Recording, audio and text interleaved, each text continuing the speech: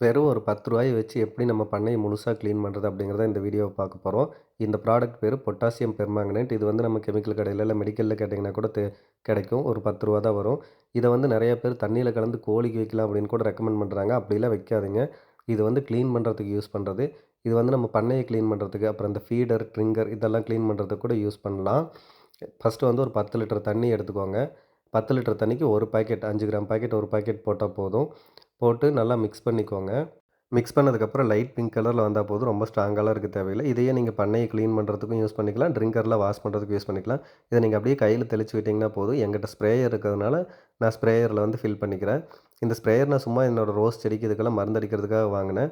உங்களுக்கும் இந்த ஸ்ப்ரேயர் வேணும் அப்படின்னா வந்து, இந்த ரீல அப்படியே என்னோட இன்பாக்ஸுக்கு ஷேர் பண்ணுங்க. ஏன்னா லிங்க்ன்னு கமெண்ட் பண்ணீங்கன்னா, நெறைய பேர் வந்து இன்பாக்ஸ பிளாக் பண்ணி வச்சிருக்கீங்க. என்னால லிங்க் அனுப்ப முடியல.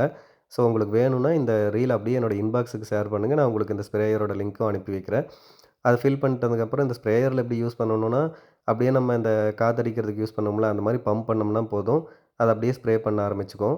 இப்ப எப்படி நம்ம பண்ணைய கிளீன் பண்றதுன்னு பார்க்கலாம். நீங்க வந்து அப்படியே கையில தெளிச்சு விட்டா போதும். ஸ்ப்ரேயர் இருந்துச்சு அப்படின்னா, அப்படியே அந்த எங்கெங்கெல்லாம் அந்த கோழியெல்லாம் உட்காருமோ, எங்கெங்கெல்லாம் அந்த மேலலாம் எங்கெல்லாம் வந்து நைட்டு படுக்கிறப்ப படுத்திருக்குமோ, அங்க எல்லாமே வந்துட்டு இந்த இத வச்சு ஸ்ப்ரே பண்றதோ, இல்ல கையில தெளிச்சு விடுறதோ அந்த மாரி பண்ணிக்கோங்க.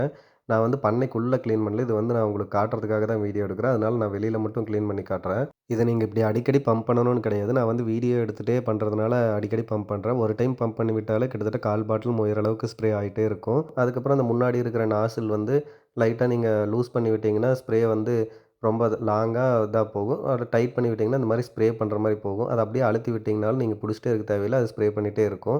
இந்த மாரி இத யூஸ் பண்ணிக்கலாம். நீங்க வந்து பண்ணைக்குள்ள கிளீன் பண்ணணும். எல்லாமே எனக்கு வந்து நோய் வந்துருச்சு. அந்த மாரி இதா இருக்கு. நான் பண்ண ஃபுல்லா கிளீன் பண்ணணும் அப்டின்னா, சிக்ஸ் இருக்கிறப்ப இந்த பொட்டாசியம் பெர்மாங்கனேட் யூஸ் பண்ணாதீங்க.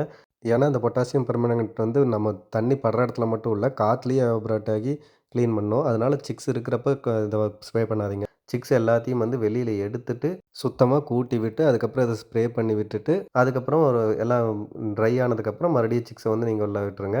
நம்ம இனிமே வந்து இந்த சேனல்ல இந்த மாரி வீடியோஸ் மட்டும் இல்ல, வெள்ள கிழிச்சல் அந்த மாரி எல்லா நோயுமே கவர் பண்ண போறோம். உங்களுக்கு எல்லாமே தெரிஞ்சுக்கணும் அப்டின்னா, நம்ம சேனல வந்து ஃபாலோ பண்ணி வச்சுக்கோங்க.